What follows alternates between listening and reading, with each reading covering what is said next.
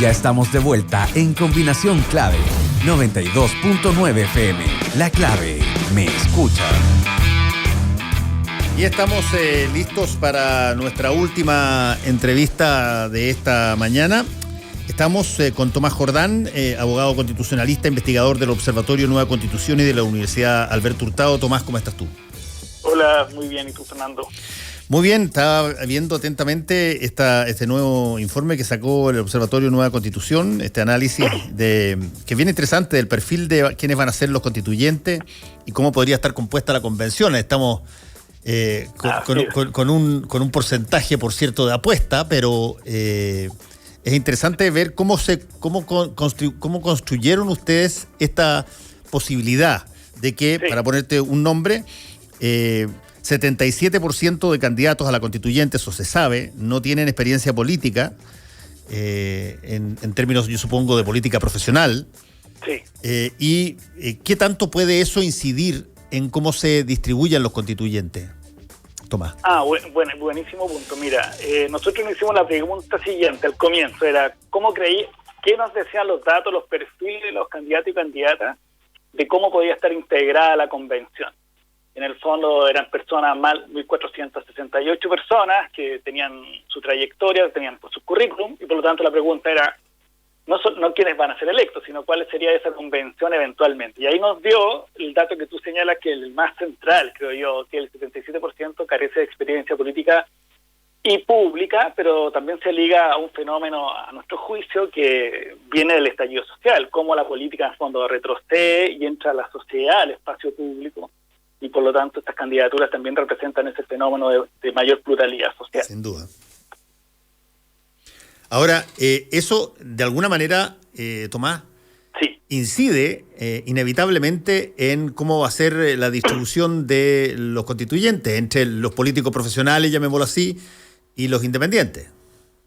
Totalmente. Lo que pasa es que ahí hay una cuestión que se tiene que resolver, que es perdona lo obvio, pero es que es importante, ¿quiénes van a ser electos?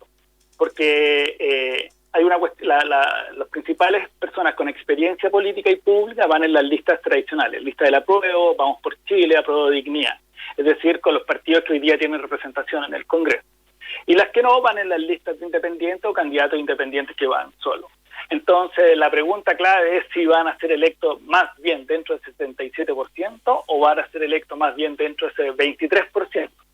Y ahí se cruza con los datos que los expertos electorales han venido señalando. Incluso ayer salió una nota en el Mercurio de que pareciera ser que las listas tradicionales, los partidos tradicionales, van a obtener mayor cantidad de escaños en la convención. Tanto así que hay algunos que le dan no más de 5 o 6 escaños a los independientes. Por lo tanto, pareciera ser que va a ser una convención en que a lo mejor va a haber mayor experiencia política y pública en razón de sus perfiles, más que el 77%, eventualmente, sí, por los datos que estamos trabajando. Ahora, tú en el informe haces una observación que me parece súper interesante, que dices que entre los candidatos a la Convención Constitucional se observa mayor pluralidad social de lo que vemos en el Congreso habitualmente, donde la mayoría de sus integrantes son de profesiones tradicionales. ¿A qué te refieres con pluralidad social por parte de los candidatos? Sí, lo que pasa es que aquí distinguiría entre pluralidad política y pluralidad social. ¿A qué me refiero con eso? Nosotros en el Congreso tenemos 17 fuerzas políticas, cuestión que es un Congreso bien plural. Si uno compara el Congreso, el Parlamento español tiene 10 partidos, el alemán 8, el francés también 8, por lo tanto, un Congreso con 17 fuerzas políticas representadas habla de que hay pluralidad política. Lo que pasa es que el estallido social y el plebiscito particularmente nos mostró que representa un pequeño porcentaje de la población la política, por decirlo de alguna manera, y hay una sociedad fuera de la política. Y entonces cuando nosotros mezclamos el 77% sin experiencia pública, el 61% de los candidatos vienen de listas independientes, y las profesiones no solamente son las típicas profesiones que están en el Congreso, médicos, abogados, sino también aparecen acá mucho profesor, mucho contador, empresario, sí, o pescadores, incluso administradores públicos, aparecen en las listas. Es que tenemos también, más que una pluralidad política, también hay una pluralidad social. Y eso yo creo que se liga a este fenómeno post-estallido, y también como lo visualizamos durante la campaña del plebiscito, que nadie se pudo atribuir, ningún sector político, el triunfo del 78%. Sí, es bien interesante lo que planteas porque probablemente una cosa que no se ha repetido quizás lo suficiente, a pesar de que creo yo que es un rasgo bien importante de esta elección de constituyente, es que probablemente es probablemente la elección que más cantidad de opciones le ofrece a la ciudadanía para votar. Totalmente. Tú tienes profesiones, pero de todo tipo. Tienes condiciones, por ejemplo, de género totalmente diversa. Tienes pueblos originarios metidos como candidatos en números que nunca antes se habían visto. Tienes una cantidad de gente independiente que no pertenece a partidos políticos como jamás habíamos tenido en una elección. Por lo tanto, el despliegue para escoger es enorme. Enorme. Decirlo así, siempre nos quejábamos de la falta de oferta de candidatos que no nos representaban. Hoy día es casi completa. Yo creo que abarca el 180 grados, el abanico completo del espacio social y político. Entonces, lo cual no es un buen indicio de que si las personas, si hay una relación entre las personas que dicen que no tienen oferta y hoy día hay oferta y quieren ir a votar, podríamos tener varias sorpresas si eso se produce. Si solo votan los mismos de siempre, van a votar, vamos a tener los resultados muy parecidos al 2017. Si se produce esa relación entre que las personas necesitaban mayor oferta y se produce mayor oferta no solo políticos, sino también de distintos espacios de la sociedad civil, que hay candidato y candidato, podríamos tener un resultado distinto. Y ahora hay una cuestión ahí que tú lo dices, que se infiere de lo que tú estás diciendo. Tenemos por primera vez una elección que abarca los distintos aspectos de la sociedad de los últimos años, por decirlo así, que es paritaria, además reconoce por primera vez un escaño reservado de los pueblos, es decir, la convención puede ser el primer órgano colegiado de un nuevo ciclo, por decirlo de alguna manera, y el último del que se iba cerrando. Eso es la posibilidad. Eso es muy interesante porque si es que hay algo que tú no puedes argumentar en esta elección, es que, voy a exagerar el punto, Tomás, pero es que siempre vas a encontrar a alguien que probablemente pueda estar representando tus intereses. Totalmente. Que es una cosa de las que se veía anteriormente, que había mucha dificultad porque se concentraban en partidos o en posiciones muy específicas. Ahora, hay un punto también interesante en ese sentido, Tomás Jordán, que tiene que ver con que, bueno, son una cantidad cercana a 1.400, casi 1.500 personas, y la pregunta es si la gente está dispuesta a ir a votar como votó en el plebiscito en esos números, 8 millones de personas. Así es. Hay una pregunta que es esa, y dos, que justo te estaba escuchando y se me venía a la cabeza, que es que esa pluralidad está muy distribuida, es muy dispersa en distintas listas. Entonces puede pasar una cuestión que son dos desafíos. Uno, que vaya a votar una cantidad cercana a la que votó en el plebiscito, pero además puede pasar que haya mucha distribución de votos en listas distintas y por lo tanto se difumine, claro, se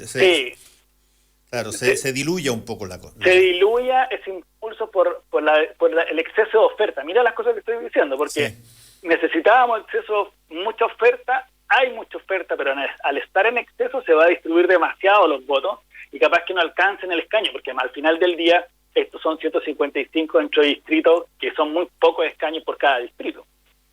Entonces, si votara toda esa cantidad de gente, entonces, digamos, 7 millones y medio, entre 7 millones y medio y 8 millones de personas, y se distribuye demasiada la votación, siempre salen fortalecidos, porque así funciona y así son sus estrategias, no hay una crítica en esto. Los partidos políticos porque saben cómo funcionan las elecciones, por decirlo de alguna manera. Sí, la otra variante que también se ha hablado mucho de eso, Tomás, es la variante etaria, la variante edad. Si es que acaso va a incidir en esta elección, si se repite el fenómeno del plebiscito, claro, el que jóvenes que históricamente en las últimas 2 o 3 elecciones se habían arrestado de participar, lleguen en las cantidades que llegaron en el plebiscito, porque ustedes, por la vía de analizar en este informe las candidaturas, y las leo, las candidaturas en mujeres son en promedio 2 años menores de edad respecto a las candidaturas de los hombres, un promedio 43 en las mujeres y 45 en los hombres. El menor de los candidatos tiene 18 años y el mayor tiene 85 y los dos son hombres. Sí.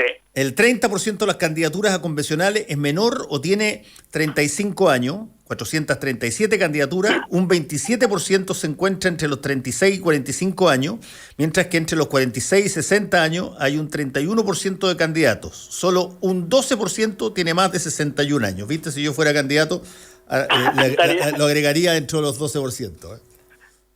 Sí, lo que pasa es que se puso un fenómeno bien interesante que tú dices bien, no sabemos si se va a repetir, que es que el plebiscito yo creo que también se tiene un equivalente en el plebiscito del 88, que es un momento generacional. Es un momento en que una generación, sobre todo las más jóvenes, se toman y resuelven ese plebiscito. Eso pasó en el 88 y los datos nos dicen que algo de eso hubo el año pasado. La clave está en si esos jóvenes que están ahí, que además representan un 30% de las candidaturas menores de 35, que no es menor, sienten que la elección de convencionales se juega muchas cosas.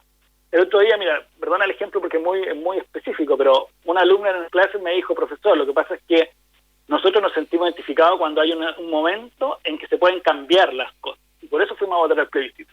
Saliéndolo a los datos, que son duros, más que una opinión de una persona, tiene que ver con ese elemento. Si la elección de convencionales tiene el cariz público de poder cambiar el camino, y ahí vamos a tener que pareciera ser que van a votar más jóvenes, si no van a votar lo que tradicionalmente votan en las elecciones. Sí, el plebiscito del 88 y el plebiscito del año pasado.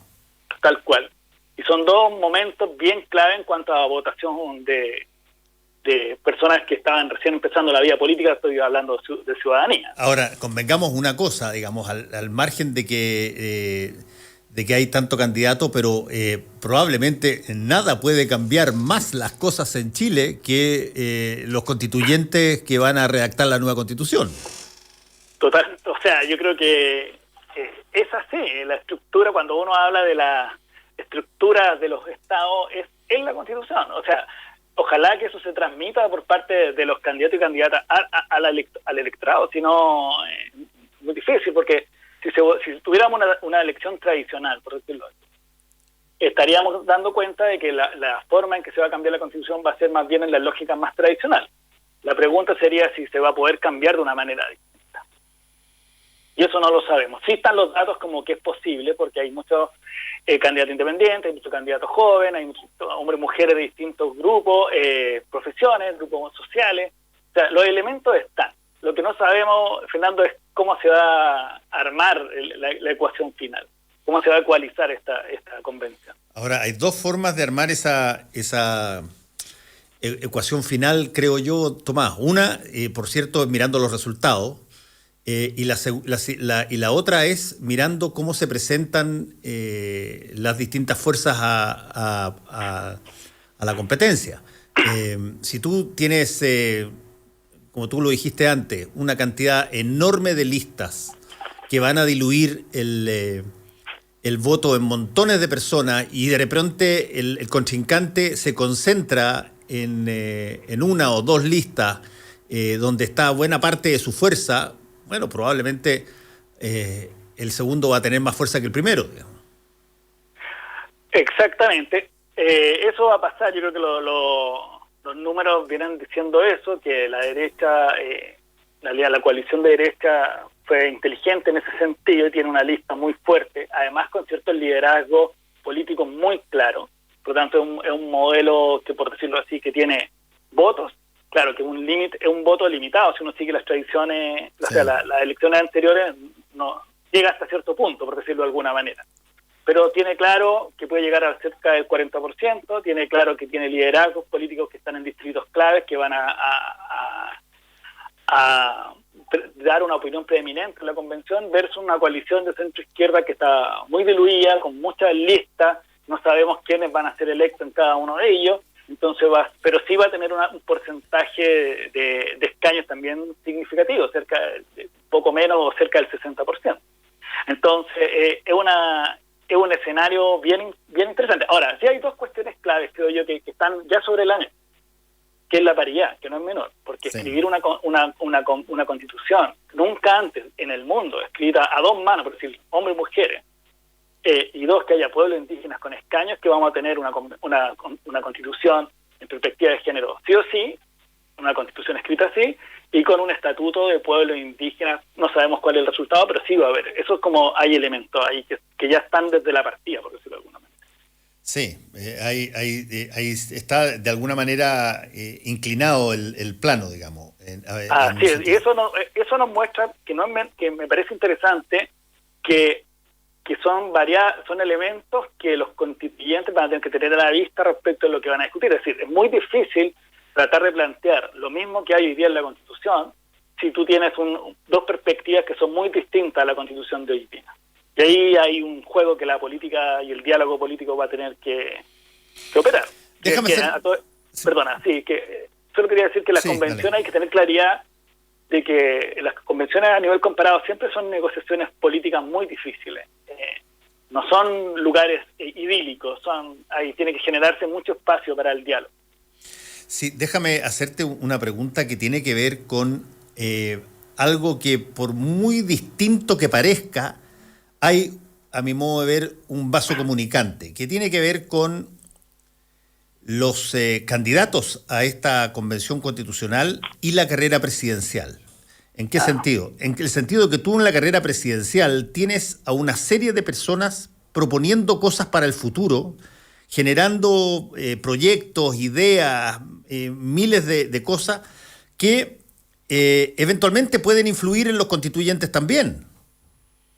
Pueden influir no solamente en los constituyentes en torno a tener un candidato preferido o no, pero además en las ideas que lleven a la Convención Constitucional.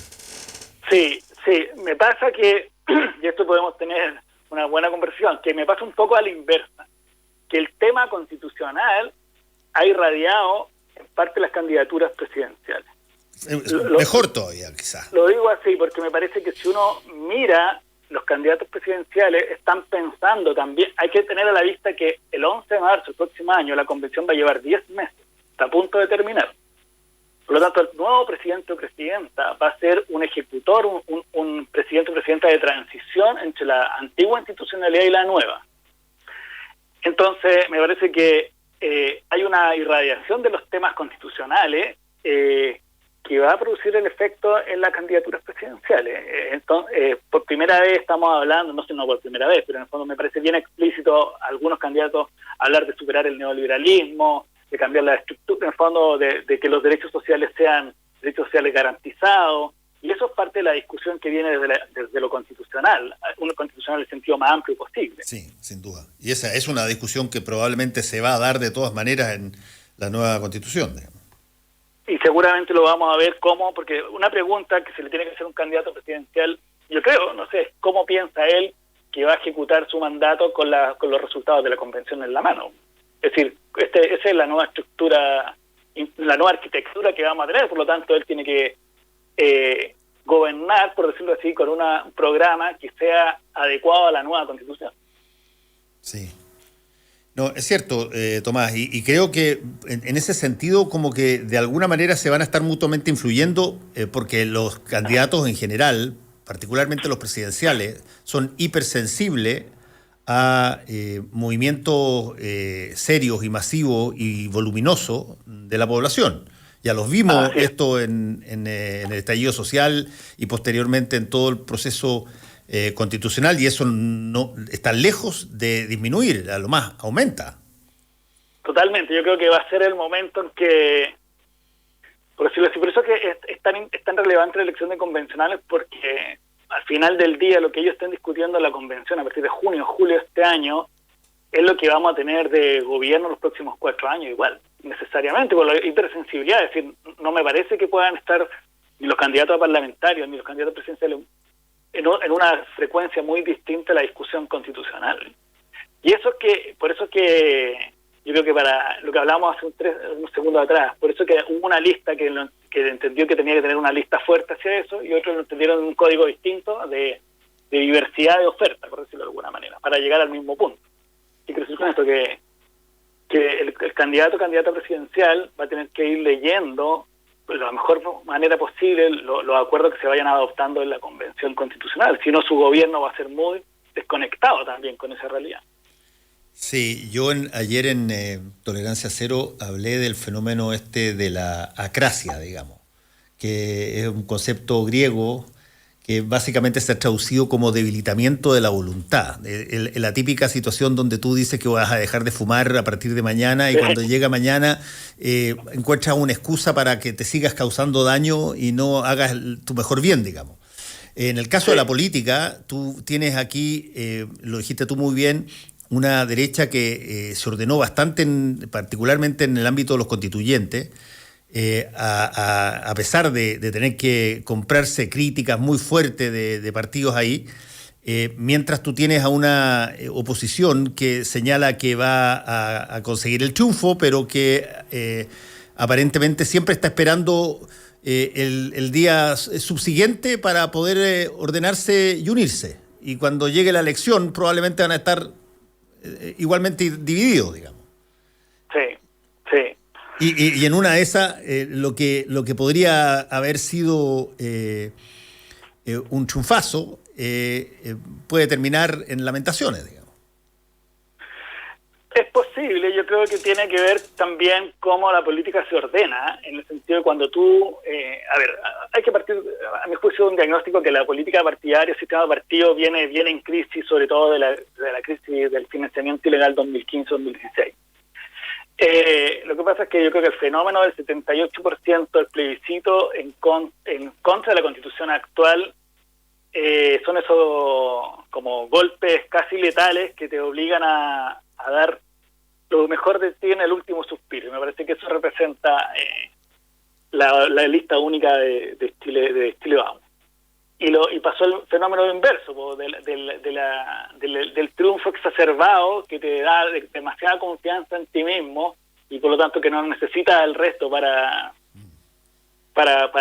triunfar. Y me parece que eso pasó en la centroizquierda, tratando de atribuirse un triunfo que en realidad no era de los sistemas políticos, sino más bien de una ciudadanía que venía desde el estallido pidiendo ciertas cuestiones. Entonces ahí, a mi juicio, el error de lectura lleva a esa consecuencia que estamos hablando. Tienes toda la razón, y por eso que yo ayer en Tolerancia Cero puse el ejemplo que se da normalmente de qué tiene que hacer un líder para llegar al fin. Y yo puse el caso de Ulises en la Odisea, donde él sabe que va a transitar por un mar lleno de sirenas que van a llenarle de cantos, que lo deriven a otra parte, que lo saquen de su objetivo, y él pide que lo aten al mástil del barco, y que si es que él solicita que lo liberen, lo que tienen que hacer es apretar más las cuerdas, porque sabe que el objetivo es el grande y no el pequeño, digamos, no la cosa chica.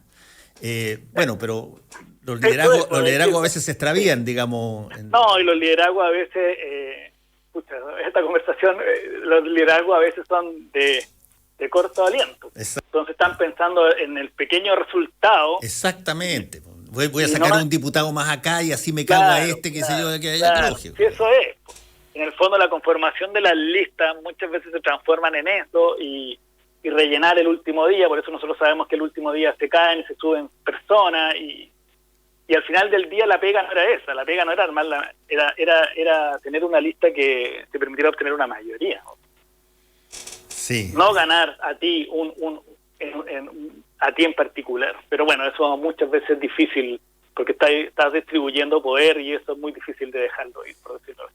Es cierto. Ahora, dime una cosa solamente para que las personas que nos están escuchando eventualmente puedan acceder a eso. Este estudio, ¿dónde está para poder leerlo y bajarlo? Porque está bien interesante.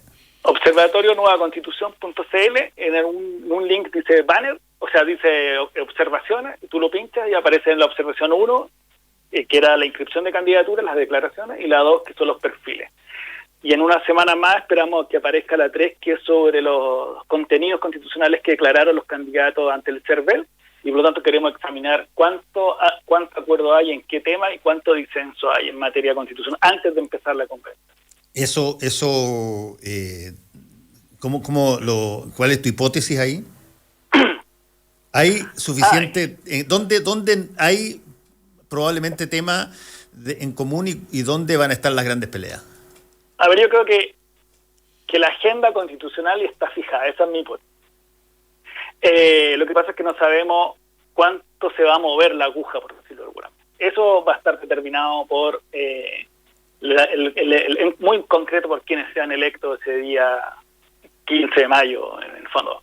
¿Qué quiero decir con esto? Hay temas que van a ser sí o sí, y perdona, a lo mejor soy muy obvio, pero es importante decirlo. Aquí va a haber, por ejemplo, un cambio en el sistema de gobierno presidencialista. Ese ya no da más, hay un consenso transversal de que se tiene que mover la aguja hacia un modelo distinto. El hiperpresidencialismo no está funcionando. 2, derechos sociales con garantía, me parece que va a ser el tema. La pregunta es cómo vas a garantizar y qué significa garantizar, cómo vas a ser exigible, que no desfonde al Estado esos derechos. Me parece que esa es una de las claves que se nos viene.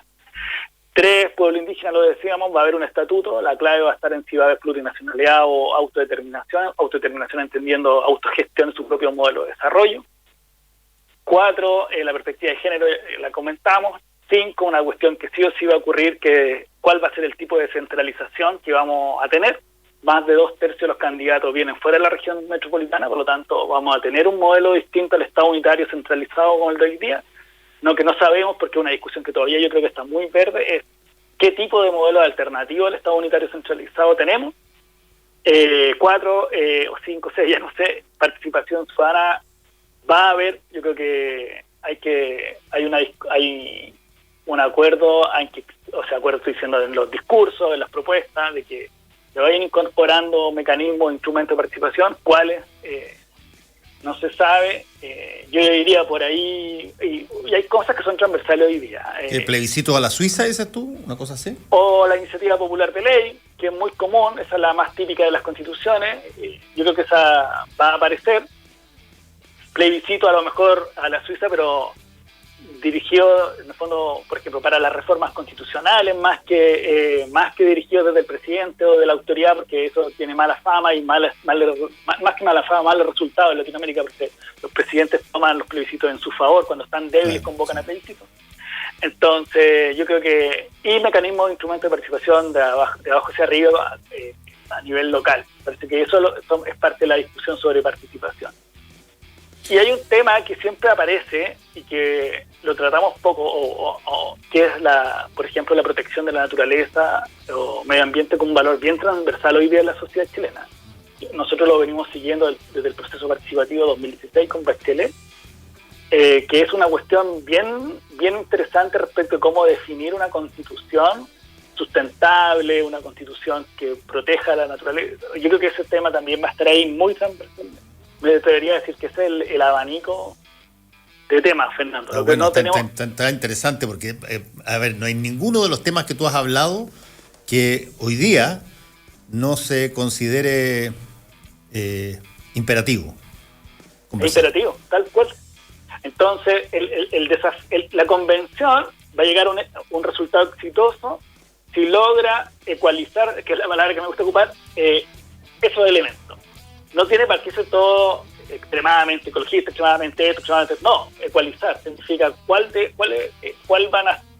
el acuerdo político que permita contener eso, pero al mismo tiempo que nos dé legitimidad, nos dé gobernabilidad, nos dé estabilidad en el largo plazo, porque voy a decir una cosa políticamente incorrecta. Pero, por ejemplo, tener un sistema de partido, o sea, tener un sistema de gobierno, presidencialista, parlamentarismo semipresidencialista, con puros independientes en el Congreso, no es camino a nada. No existe ningún país desarrollado que tenga solo independiente en el Congreso. No lo conozco. Sí. Entonces, el desafío está en tener un sistema de gobierno que permita legitimidad, pero al mismo tiempo que dé estabilidad. Y eso se va a tener que los convencionales están llamados a ser los más republicanos de todos. Es decir, ¿saben qué? Pareciera ser que necesitamos que las distintas familias políticas estén representadas, pero a lo mejor ser mayor control, mayor transparencia, mayor participación ciudadana, mayor esto. Si no, vamos a tener un cat dog que es lo que hay que evitar. Bueno, agradecemos a Tomás Jordán por esta presencia aquí en Combinación Clave. Que te vaya muy bien, Tomás.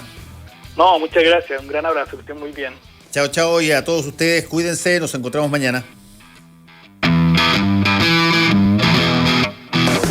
Combinación clave. Opinión y análisis de las noticias de la jornada. Quédate con nosotros. En minutos nos movemos al espacio indicado para la innovación, las ideas y el emprendimiento, junto a María Elena Dresen y Roca Balbuena. Ya viene